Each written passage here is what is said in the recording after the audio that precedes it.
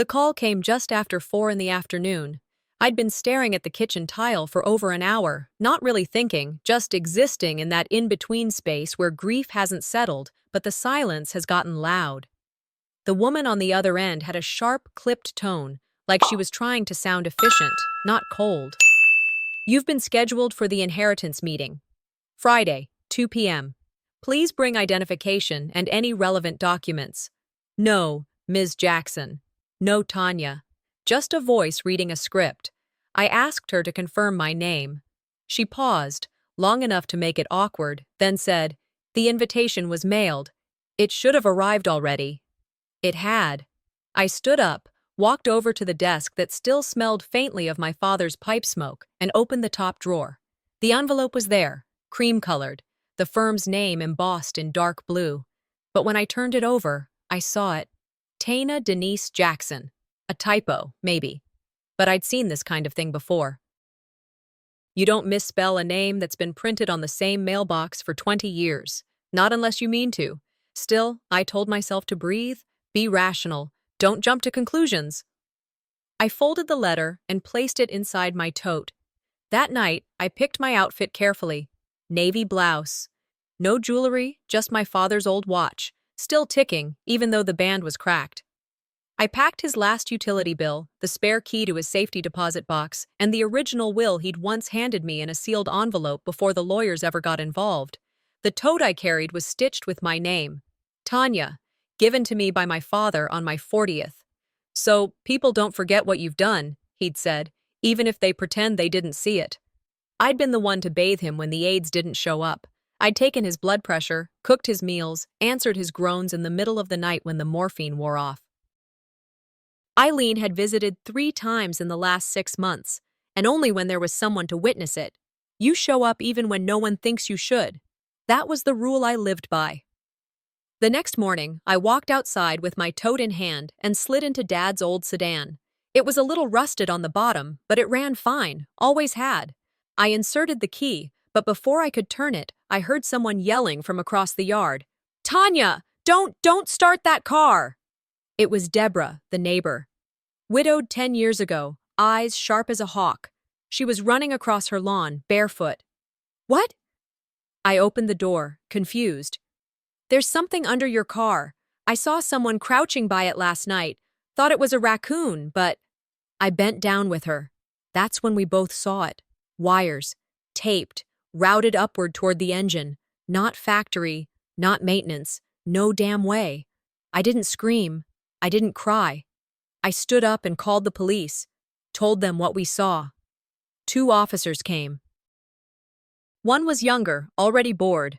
The older one squinted at the wires and said, "Could be sabotage, could be nothing. We'll take a look." They asked some routine questions. I answered calmly. The younger one smiled like I was overreacting. "You sure you didn't watch too many crime shows, ma'am?" "If I'd turned that key," I said, "and the car exploded, would you call that entertainment too?" He didn't reply, but when I caught the way his eyes flicked over me, judging, dismissing, I pulled out my phone, took down his badge number, didn't argue, didn't explain, just documented, like I'd been doing for years. Back inside, I set the tote on the table and pulled out the invitation again. Tana. I stared at the way the loop of the Y was just slightly off. Not a computer error. Someone typed this intentionally. I compared it to other letters from the firm. My correct name was printed on all of them. This was a message. You're not wanted. You're being written out. I ran my fingers over the thread of my name on the tote bag. They want me to doubt myself, make me feel like I imagined my place here. But not this time. I took out my phone, opened the recorder, sat down and looked directly into the lens. "If I don't make it to the meeting," I said, "someone needs to know. This wasn't an accident." I paused, looked at the stitching one more time. No one had to remember me. I remembered myself. I pulled into the gravel driveway just after 8. The morning sun hadn't warmed the porch yet, but the light was on. Aileen was already here, of course she was. Probably arrived before dawn, claimed her spot like she always did, the way cats do when they know a room's about to be vacated permanently. The house looked exactly the same as when I left it a year ago. Same wind chime that hadn't chimed since Mama passed. Same porch swing that tilted slightly to one side. But everything felt wrong. The air, the stillness. It all hummed with something I couldn't name but had felt before. A kind of absence that doesn't ask permission. I reached for the key I hadn't used in months. It slid in smooth. No resistance. But I stood there a beat longer than I should have. That lock turned easy. Getting in wasn't the issue. Feeling like I belonged was. Inside, no one greeted me. The smell of store-bought muffins and too strong coffee hung in the air. I found my bag, not where I left it last night, but sitting by the laundry room. Someone had moved it, subtle, enough to tell me, "Stay in the guest room, not your old one." They didn't have to say it out loud. The hallway did the talking. Over breakfast, if you could call it that, I asked Aileen why no one had called me when Daddy was slipping. She blinked like she'd rehearsed that exact pause. "We thought someone else had told you," she said, pouring herself a second cup. I watched her sugar it like nothing had happened. "Funny," I said, stirring my tea without looking up, "how I was the only one who didn't get the call." The room fell quiet. No one corrected her. No one apologized. Later, while the others made busy with casseroles and folding laundry that didn't belong to them, I wandered the hallway. The family photo wall stretched longer than I remembered. Birthday parties, Thanksgiving spreads, graduations, all the big moments. I stood there, scanning it like it might offer me a surprise, and then it hit me. I wasn't in the last 5 years' worth of pictures, not a single frame.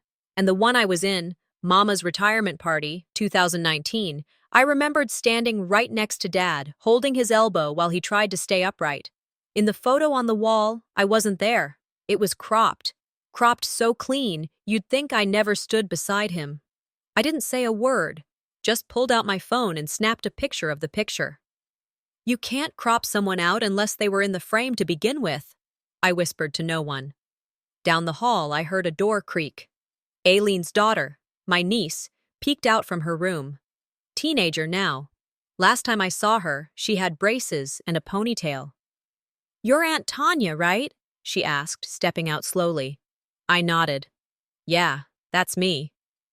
"I didn't know you were the one who took care of Grandpa," she said. "Mom always said you were kinda distant." That word. Again. Distant. I bit back the urge to correct her. What would be the point? "You're kind of like a ghost in this house," she added, not unkindly. Just, honestly, it hit harder than it should have. Later, I found the guest book sitting open on the living room table. The one from the funeral. Pages filled with messages, long, thoughtful tributes. Some of them overly sweet, some rambling, but all signed. All except mine. I flipped through, double-checked. Nothing. But I had signed it. I remembered exactly what I wrote, sat in the last row at the church, scribbled it down just before the casket was closed. Someone had removed the page. They didn't just forget me. They rewrote the whole scene. I didn't cry, didn't clench my fists or storm upstairs. I sat on the edge of the couch, pulled out the same tote bag I'd carried for years, and slid the guest book back inside. Not for revenge, for record-keeping. By late afternoon, I was sitting near the window, watching the neighborhood kids ride their bikes. I reached into the bottom of the tote, digging past the watch, the letter, the burned memory of my father's final voice message. There it was, a folded copy of the local newspaper obituary, tucked between the old envelopes. I hadn't looked at it since the day it printed. Right there, beneath the bold headline, "Survived by Eileen Warnos." That was it. No Tanya, no second daughter, no mention of the one who changed bedpans and burned her own savings to keep the lights on. They didn't just write me out, they buried me with him. The house didn't make a sound that morning. Not the wood, not the old pipes, not the people walking through it. I got up before the sun did. No alarm, just that kind of wakefulness you don't fight because you know sleep won't fix anything. The others were still in bed, or pretending to be. I took the hallway slow, one hand brushing the wall like I was blindfolded. I stopped outside the study. That room had stayed shut since before Dad couldn't get up on his own. When they started hiring nurses and aides, they'd moved him to the master. The study stayed untouched, or so I thought. The handle turned easily. Inside, the air was dry, dense like pages too long unopened. Dust lined the tops of books he used to pull down every Sunday. The medals in the cabinet still gleamed under a thin veil. His diplomas hung in perfect rows. And then something felt off. There'd been a small shelf, third one from the window, that always held a wooden plaque. Tanya's first writing award, it said. Given to me by my fourth-grade teacher and framed by Dad himself. It wasn't there. I checked the shelf again. Empty. I looked at the corner where his fishing rods stood in a bundle. One was missing, the one we used when I caught my first catfish. And then I saw it, mounted behind glass, labeled in bold black, Aileen's first catch. Under it, the rod we used, my rod, with a small plaque beneath. For the one who showed him patience. That was my line. That was what Dad used to call me. My calm in the storm. I turned away before I could feel the heat crawl up my neck. Walking around the room, I spotted more. A silver pen engraved. For the one who led with grace. He told me that once, during an argument when Eileen slammed the door and I stayed behind, listening. Now that phrase sat beneath her name. I didn't cry. I didn't scream. I took out my phone and documented every one. Photo, label, detail. They weren't just taking his things, they were rewriting what he remembered. Behind a shelf near the window, something shifted when I leaned. A hollow knock echoed where there shouldn't have been one. I pulled back the edge of the wood panel. A box sat wedged behind it, marked in faded pen. Family items. Inside, a mess of paper, loose, folded, yellowed. Old letters. My report cards. Birthday cards, including the one I gave Dad on his 68th, signed with a shaky marker and taped closed with a small flower pressed inside. Unopened. Every piece of me in that box felt like a drawer someone didn't want to display but couldn't quite throw away. None of them were labeled. Aileen's things had spots, cabinets, frames. Mine were in a box, hidden. That wasn't forgetfulness. That was intentional. I tucked the box's contents into a cloth wrap and slid them into my tote. These weren't keepsakes anymore. They were proof. Downstairs, voices stirred, the clink of silverware. Light conversation. I followed them into the kitchen, stopping short when I heard my name. Tanya was always delicate, Aileen said, with the ease of someone confident no one would question her. Sensitive to chaos. The cousin chuckled politely. Guess every family's got one. I leaned against the hallway wall and thought back. Mama had said something like that once. Let your sister shine, Tanya. You're the quiet one. They said it like it was virtue, but it was a muzzle. I remembered the time I spoke out. Dad had lost a check, and I'd mentioned how Eileen had taken his documents last week without telling him. They didn't thank me. They said I stirred trouble.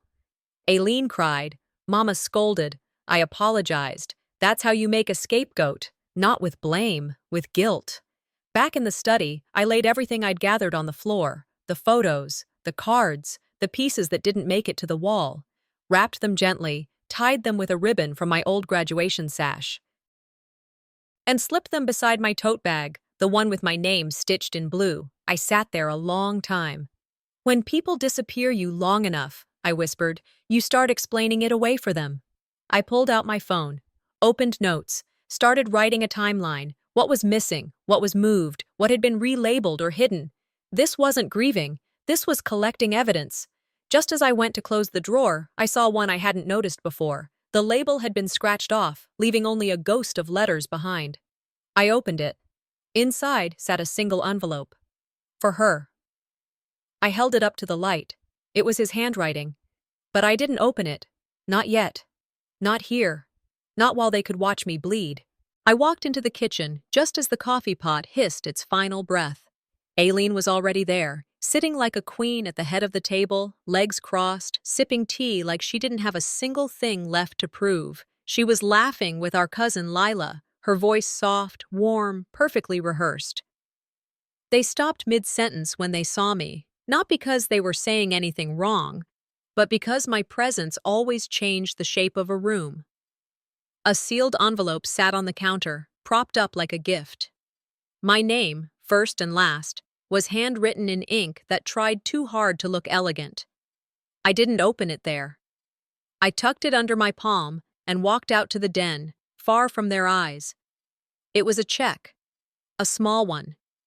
Not insulting in number, but specific enough to be performative, just enough to say, "We didn't forget you." The note inside read, "So you feel included. Love, A." Not sincerely, not lovingly, just efficiently. I stared at it for a long time. Not all weapons explode. Some humiliate quietly. I folded it once, slid it into my tote, not because I wanted it, but because evidence should never be discarded. Later, during a brunch that felt more like a PR stunt than a family gathering, Aileen made a toast. "We're all trying to be fair," she said, clinking her glass lightly. People nodded. No one looked at me, not one damn eye. And that's when I knew they weren't just tolerating my presence. They'd been given a version of the story, one where Tanya showed up late. Tanya didn't help. Tanya left the burden to her responsible sister. I sat still, remembering the nights I changed the bedpan, the time I called 911 alone because Dad couldn't breathe, the way I fed him spoon by spoon when he couldn't lift his hand. Aileen wasn't there. She was too busy, working overtime, booked out of town. They didn't believe her lies. They just needed me to stay quiet so their lives stayed neat. I watched their faces as Aileen passed around photos, memories she curated, cropped, cleaned, rewritten. I logged every statement, every sideways glance, every silence that stood in for consent. Uncle Ronnie found me by the drinks table, half a Bloody Mary in. His voice was too loud for the moment. "Well, hey," he said, leaning in. "At least you're getting something. Some families wouldn't bother." I smiled, polite and sharp. "Is that what they told you?" He blinked, confused, unsure if he'd offended me. He had, but I wasn't going to give him that. He scratched his neck. "Aileen said you moved out of state years ago." I took a breath. Steady. "My house is 5 miles from here," I said. His mouth opened, then closed. No apology came, just awkward muttering and a backpedal into the crowd. That was it. The moment it hit. They didn't forget me after Dad died. They erased me while he was still breathing. After lunch, I stepped outside. Needed air. Aileen followed, standing by the edge of the patio with her cup of something lemony and insincere. "I hope the check shows you that you're appreciated," she said, not meeting my eyes. "Even if you've been distant." I turned toward her slowly. "You know where I live," I said. "You've driven past it." That cracked her veneer, just a little. "I didn't want conflict," she replied. "No," I said. "You didn't want inconvenience. There's a difference." She didn't argue. That was our first real conversation since Dad's funeral. It was also the first time I saw her flinch. Back in my room, I placed the check on the dresser, flipped it over, wrote one line on the back. "You can't buy silence. You can only rent it. Mine just expired." I placed it in a folder labeled Leverage. Then I picked up my phone and opened the voice recorder. "Today, Aileen gave me a check. She said it was so I'd feel included." Her exact words. I saved the file. This wasn't about fairness anymore. I wasn't asking for anything. I was documenting. I wasn't a victim. I was a witness. By late afternoon, I re-entered the living room where a few stragglers were still picking at dessert. Aileen sat in her usual spot, smiling at whoever was easiest to control. I stood still, waited for her to notice me. Then I asked, loud enough to slice the room in half, "Did you tell the firm I wouldn't be coming to the inheritance meeting?" She froze, choked slightly on her tea. Lila stared between us like someone waiting for a fight to start in church. Aileen dabbed at her mouth. "What are you talking about?" I didn't answer, just looked at her, and waited. The building looked like every other high-rise in downtown, glass, steel, marble floors too cold for real comfort, but I knew the minute I stepped into that lobby that I wasn't walking into a meeting. I was walking into a scene. The receptionist smiled at me like she'd been told to expect a complaint, not a guest. Her voice was bright, too rehearsed. She pressed a button and said, "Miss Jackson is here for the reading." No warmth, no hesitation, just stage direction. Upstairs, I was led into a boardroom already humming with anticipation. Aileen sat at one end of the table, poised like she owned the place. Two lawyers sat opposite her, papers neatly stacked in front of them. They didn't stand when I walked in, didn't offer a handshake, just nodded toward an empty seat across from Eileen, not at the head, not even beside her, directly opposite. Aileen gave a small smile. "Glad you made it." I sat. Took a moment, took up space. I wasn't invited. I was cast in a role. And I didn't know the lines. One of the lawyers, Dorian Pike, opened a folder and began speaking like I wasn't there. "We'll keep this brief," he said, scanning his notes. "The revised estate distribution prioritizes direct executorial duties through the appropriate channels. As per the final structure, the estate management will fall to Ms. Eileen Warnos." I opened my mouth to respond. He raised a hand gently. "Let me finish first." I leaned back. Let him finish. Eileen sat serene, passive, not a wrinkle in her blouse, not a crack in her expression. The strongest liars don't interrupt. They let others speak for them. He continued detailing assets, account holdings, property deeds, all under Aileen's oversight. Everything about this meeting assumed one thing, that I would nod, sign, and quietly disappear. When the lawyer finally paused, I spoke. "I cared for him the last 9 months of his life, every day." He smiled with practiced pity. "Given your extended absence from family responsibilities, we had to make certain adjustments." "Extended absence?" I pulled out a folder. "These are invoices, medication logs, my hours logged with his hospice nurse. You want to see the grocery receipts?" He flipped to a page in his file. "According to our timeline, Miss Warnos was present during all the key transitions in his condition. She coordinated care." "She coordinated nothing," I said. "She coordinated appearances." Dorian shifted in his seat. "We're just trying to make sure you don't get overwhelmed." There it was, framing me, not as dishonest, not as disruptive, as delicate, fragile, incompetent. "Don't mistake composure for weakness," I said, locking eyes with him. That was when Eileen leaned forward and began to cry, soft, controlled, almost tender. "I've only tried to protect the family from more pain," she said. Her voice trembled just enough to seem unscripted. Dorian placed a hand gently on her file. "We understand. It's been difficult for everyone." And just like that, I was the problem again, the aggressive one, the unreasonable one. I didn't blink. "Crying when caught," I said, "isn't sadness. It's a strategy." I reached into my tote and placed the check on the table. No words, just paper. The room held its breath. Then came the knock. A uniformed officer stepped into the boardroom. He addressed me directly. "Ms. Jackson, we've concluded our investigation regarding the vehicle. There's no sign of malicious intent. Looks like worn wiring, faulty grounding." I stood slowly. "Did you dust for prints?" He shrugged. "Ma'am, this isn't CSI. We don't always go that deep unless there's a body. Frankly, it sounds like a family misunderstanding." Eileen dabbed her cheek with a tissue. "Let's not dramatize this, Tanya." I nodded once. Didn't argue, didn't cry. I pulled out a pen, jotted down the officer's name and badge number. Then I left. Outside, in the car, I sat in the driver's seat with the envelope in my lap, the one marked for her. I didn't open it immediately. I looked out at the city, sun dipping just beyond the parking garage edge. They thought they'd written the story. They didn't know he left me the ending. The air in the car was still. I sat parked in the same spot outside the firm for almost 20 minutes before I stepped back inside. Not the boardroom this time. Just the front desk. I asked for a copy of the will, formal request, filed properly. The assistant didn't blink. She tapped the keyboard, printed out what she called the latest finalized version, and slid it across the counter. No fuss, no questions. I thanked her, folded the document into my tote, and walked back out without a word. In the car, I opened it. My eyes landed on the phrasing. Surviving child, Eileen Warnos. Just that.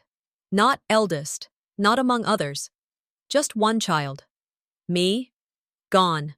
Like I'd never drawn breath in that house, never warmed soup, never held a hand shaking from too many meds, never scrubbed the floors when hospice couldn't make it. They thought if they removed the ink, they could silence the memory. I made a copy when I got home, labeled it Erasure Documentation. It didn't make me cry, it made me cold. That evening, I stopped by the library. A friend of mine, Lena, worked in public records and owed me a favor. She didn't ask why, just waved me in. "Don't take too long," she said. "I'll cover your terminal." I logged in and started searching. Didn't take long to find it. A medical affidavit, signed and submitted by Eileen, claiming I had early onset memory loss, emotional instability, appointments I missed, medications I never filled, a diagnosis from a doctor I'd never heard of. It read like fiction. If fiction was mean-spirited and polished with legalese. I sat back in the chair, holding the printout, not just stolen from, rewritten. They didn't just want me cut from the will, they wanted me classified, unfit. So if I spoke up, they could say, "Don't mind her, she's been struggling." I didn't speak to Lena on the way out, just gave her a nod, file tucked under my arm like a bad memory I couldn't afford to forget. By the time I pulled into the grocery lot where Janani asked to meet, the sky was black and the lot half empty. Her headlights flashed twice when she saw me. I got out, walked over, leaned on her open passenger window. She didn't say hello. She just held up a worn notebook, thick, spiral-bound, tagged with colored tabs. "The original care log," she said. "I kept it, in case they tried to twist things." She handed it to me like it was a Bible. I flipped open the first few pages. Every visit, every dose, every meal, my name written in ink, time-stamped, verified. "You were there every damn day," she said. "And they wanted me to say otherwise. I couldn't." She looked at me like I'd saved her, not the other way around. Some people save your life without ever raising their voice. I held her wrist for a second. Didn't thank her. That felt cheap. I just nodded, tight, and walked back to my car. When I got home, I laid it all out on the bed. 3 piles. The revised will, the fake medical report, the truth. I scanned each piece, saved digital copies, backed them up twice. Then I called Jamie, a journalist I trusted. "I might need you soon," I said. "This about your father?" "It's about who they tried to make me." I didn't say revenge, because it wasn't. This was reclamation. This was what you do when people leave you out of the story, on purpose. I started writing a timeline, a simple, bullet-pointed walkthrough of how the lie got built, piece by piece, quiet, methodical, lethal. Dinner was already being served when I walked into the dining room. No fanfare. I didn't announce myself. Aileen was talking about stress, how hard it's been. "How exhausting this has all been for everyone," she said, holding her wine glass like a communion cup. I sat down, waited for the moment. When it came, I looked her in the eye. "I'm rested." She stared at me, unsure of what that meant. I didn't clarify. I took the flash drive from my bag and placed it beside my plate. Didn't say what was on it, didn't threaten to play it. "Let me know," I said quietly, "if you want to see something honest tonight." She didn't touch it. That night, just before bed, I checked my email.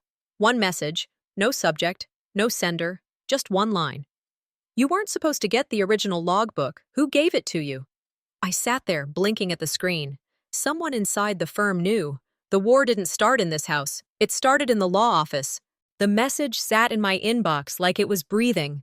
No subject, no sender, just those 11 words that cracked something open inside me. "You weren't supposed to get the original logbook. Who gave it to you?" I played the voicemail again. Same tone, same clipped whisper. But now, with the envelope open on my lap, everything sounded different. I traced the handwriting in my father's letter. The lines were shaky, but deliberate. If they've changed what I left, know that I never changed my heart. He mentioned an original file, something notarized but separate, something he tucked away like a backup plan he hoped he wouldn't need. "Not all ink dries invisible," he'd written. That line stayed with me all morning. By the time I arrived at the law office, I wasn't shaking. I wasn't even tense. I had a purpose now, and it held me together. I smiled at the receptionist like I had errands to run and time to waste. "I'm here to pick up some estate documents," I said.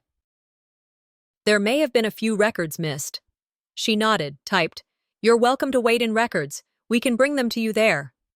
I thanked her and walked back alone. Inside the archive room, the smell of paper and air conditioning made it feel like a place untouched by grief.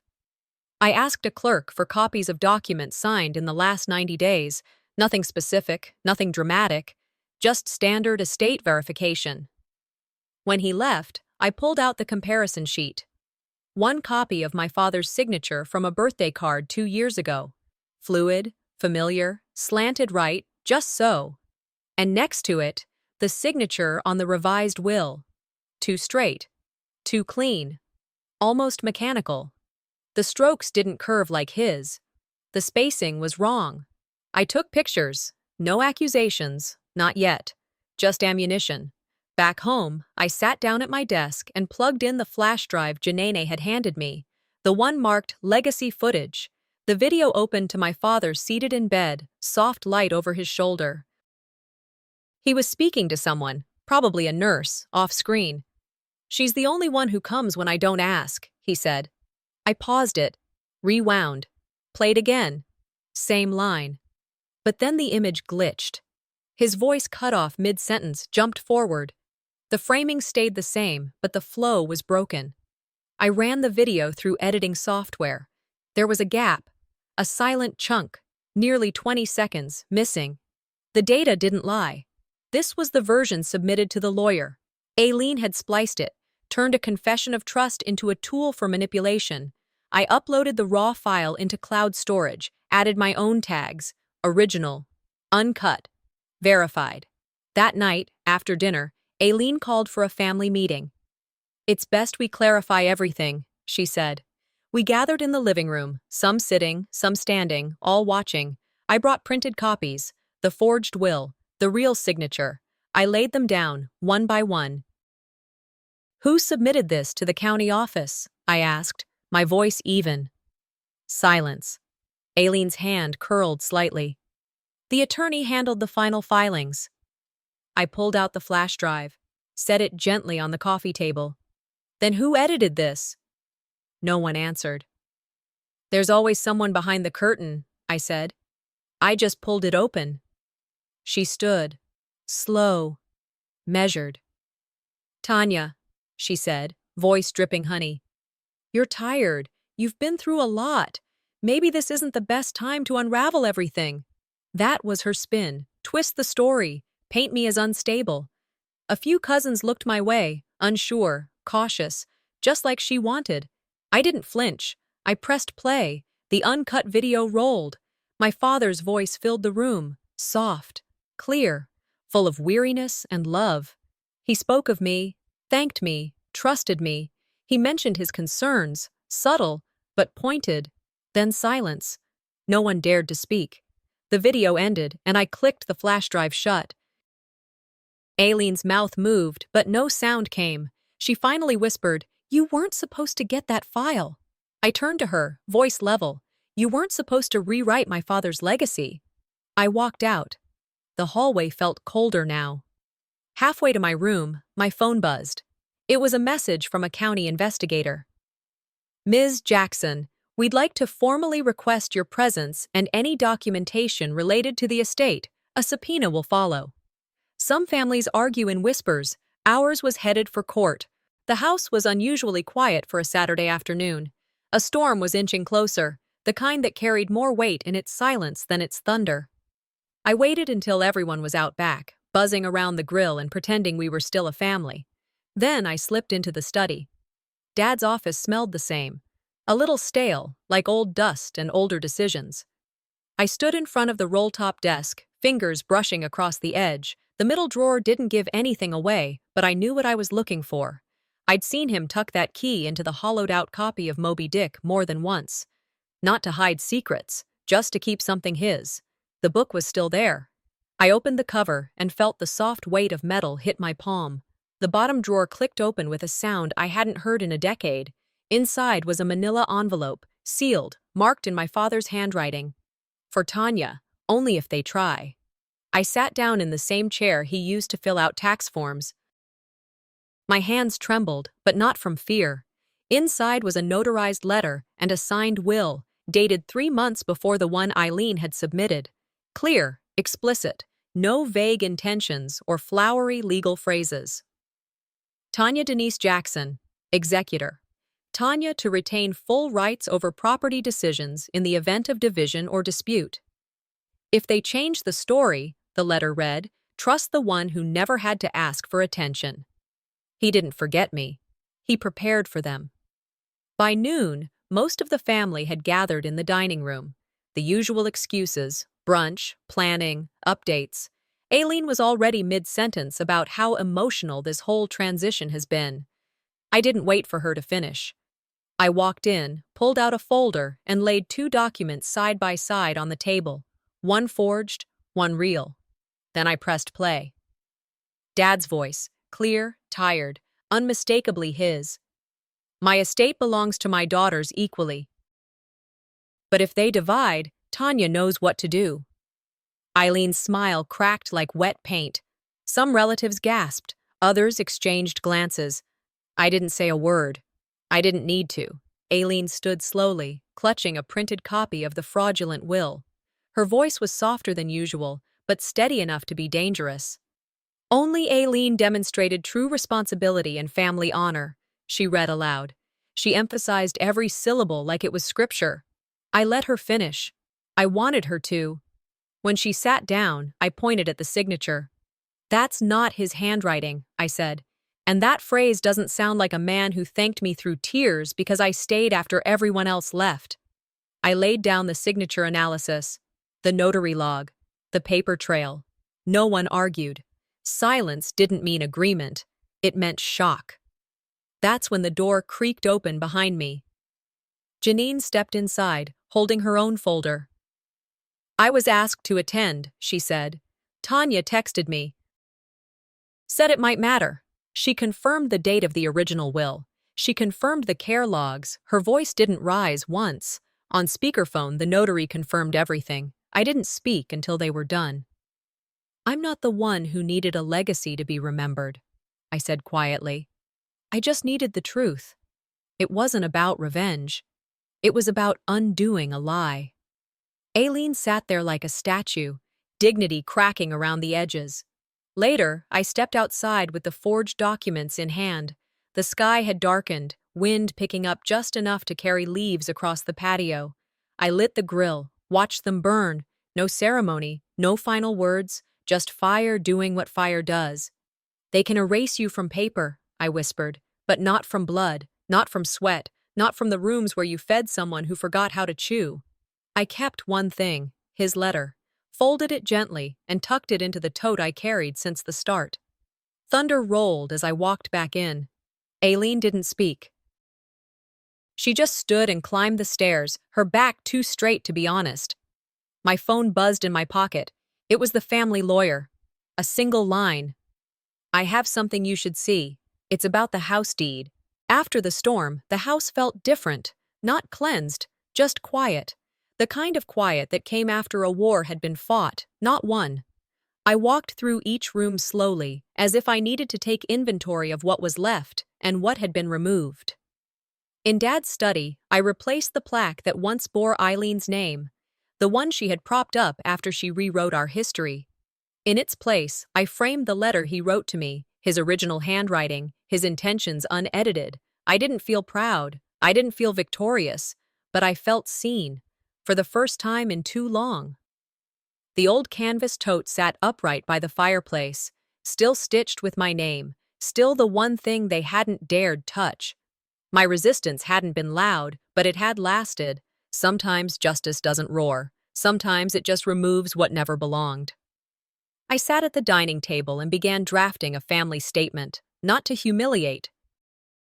Just to state the truth, clean and plain, like Dad used to do when balancing the checkbook. No bitterness, just facts.